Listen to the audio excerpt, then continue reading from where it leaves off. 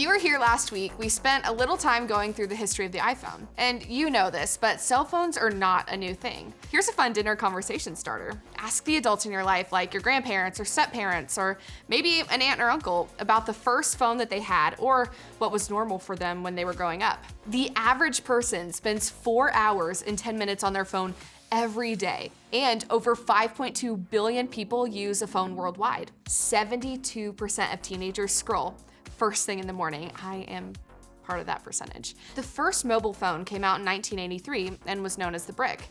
And here we are 40 plus years later, and the data doesn't lie.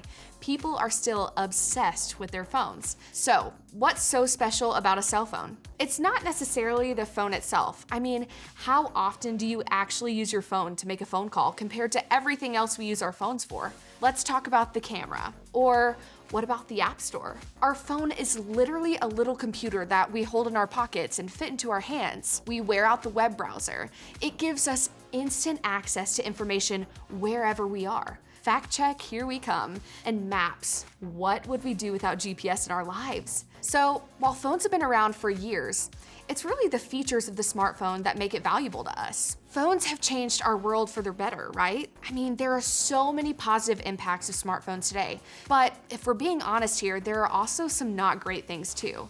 The constant comparison on social media, or the addiction to likes and followers, or the cyberbullying that's actually increased anxiety and depression. Scrolling has taken over our lives, and when we see what's really a highlight reel of people's lives, which is not really the whole story, we begin to think that what's on social media is the real deal of daily life. That highlight is the new standard, and suddenly we feel like our clothes aren't trendy enough, or the thing that I already have isn't good enough anymore. When I'm so focused on the next thing I want, or what she has, or what they're doing, sometimes I lose sight of who I am. I'm gonna be super transparent with you right now. When I am not sure of who I am at the mercy of anything and everything that makes me feel worthy. I know what it feels like to be desperate for something or someone to make me feel special. In fact, we are all intrinsically looking to be valued and wanted and loved and important. Maybe you move schools and you're trying to figure out who you are and where you fit in. Or maybe you're a middle child and you don't really feel seen. Maybe you're struggling with finding friends and just want someone to like you. Or maybe someone said something to you and their words made you question everything about yourself. Or you've always been an athlete, but because of that injury, you're not sure who you are anymore. Or maybe you've never excelled at anything and you just want to find one thing you're good at. When we find ourselves feeling a little bit lost and unsure of ourselves, we look around and try to find that thing that makes us feel special or worthy and valuable. But just like with our phones, we often associate value with features. Our world tells us that something is more valuable if it can do more things, if its special features outshine something else. Unfortunately, the same is true when it comes to people. Too often, we find our value in what our special features are, not only physically, but also what and how much we're able to do. Maybe you feel valuable when you get straight A's, or when you score more points in a game, or when you took extra long to get ready and someone gave you that exact compliment you were wanting to get. Maybe you feel valuable when you do all of your chores or help your parents around the house, or you just got a car, so all of a sudden your friends are inviting you to come with and drive. Or you finally beat that level and your gamer crew is in awe of what you can do. Or you finally reached that 1,000 followers on social media and you're still counting. What if your value has nothing to do with your features? What if you're more than what you're able to do or what you bring to the table? We're gonna take a look at something that the Apostle Paul wrote about who we are. Now, Paul used to be known as Saul the Pharisee, and he knew a lot about placing value on the things he had done. Pharisees were religious leaders, and they often thought that they were better than others because of their religious accomplishments and status. In fact, Paul said he was a Pharisee among Pharisees, meaning the best of the best. But let's listen to what Paul says. Christ is the visible image of the invisible God. He existed before anything was created and is supreme over all creation. For through him, God created everything in the heavenly realms and on earth. He made the things we can see and the things we can't see, such as thrones, kingdoms, rulers, and authorities in the unseen world. Everything was created through him and for him. God has always been this ambiguous, big, and powerful heavenly being, But no one had ever known what God looked like until Jesus gave us a physical image of the invisible God. But here's the thing, Jesus wasn't created. He always existed, even before the universe began. And Paul says that everything God created in heaven and on earth was created through Christ. When it came to talking about creation, Paul would have been very familiar with the creation account in Genesis. After all, he was a Pharisee, which meant that he had actually memorized the first 5 books of the Bible, called the Torah. So Paul would have been able to quote the end of the creation story, which says this: "So God created human beings in his own image. In the image of God, he created them. Male and female, he created them." So humans were created in the image of God, the creator of all things, and you are a human, so that includes you. You are created in the image of your creator. Now, you personalize it. I am created by a creator. Not just the physical image of God, but also God's spiritual likeness. God made you on purpose for a purpose. And here's what's amazing. The creator who created you, that creator is love. The disciple John said it quite simply: God is love. God is not only a loving God, but God embodies love itself. Someone has wisely said that God is love, loving. And that means you are created by love, to love, and to be loved. Not only are you loved, but you are chosen. You have a purpose. God sees you. God knows you. God cares for you. You are a child of God. You are understood. You are forgiven. You are saved by grace, not by the things you do. You are a masterpiece created in Christ Jesus. God designed you and made you and chose you.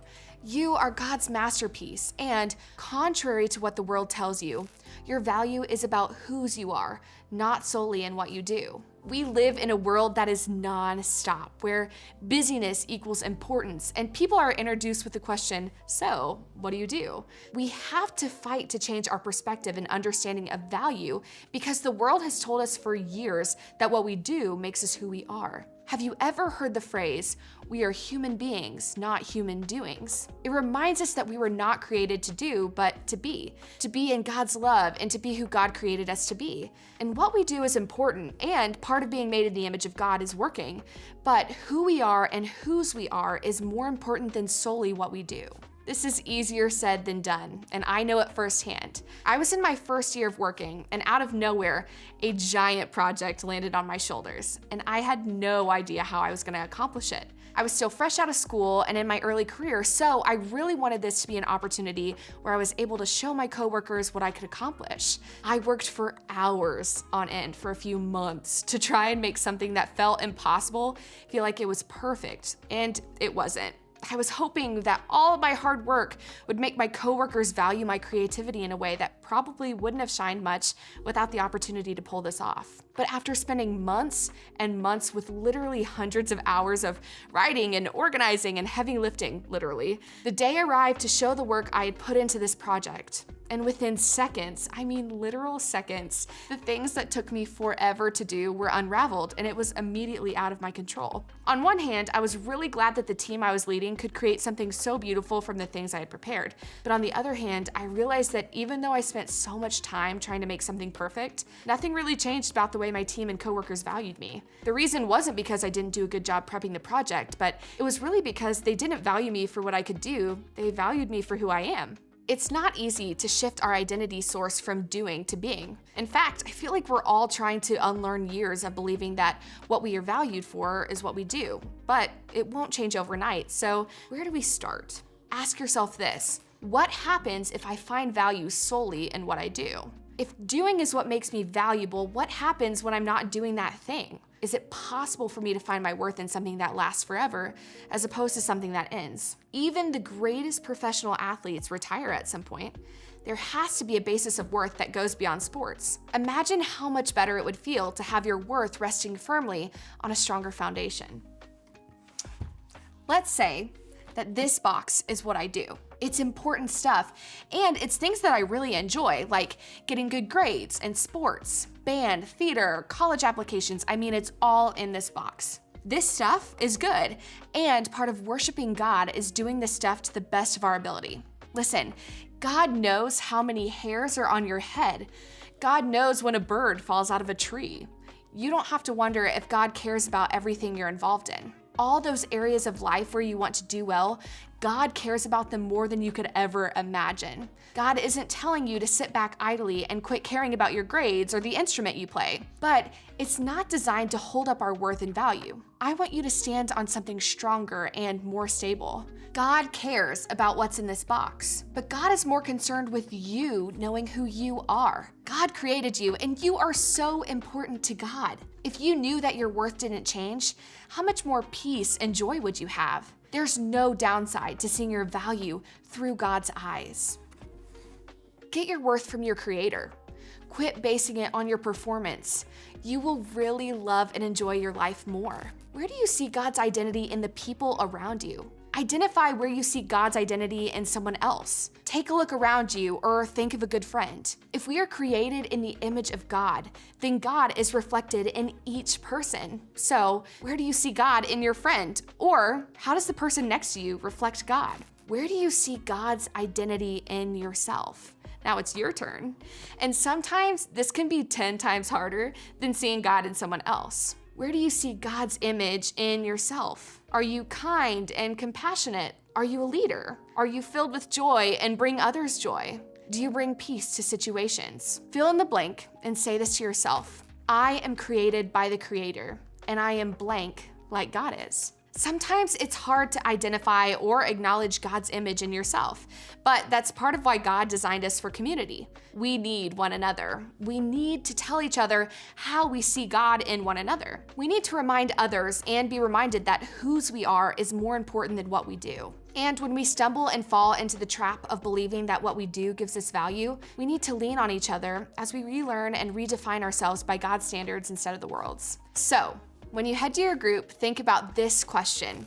How can you remember you are created by the Creator?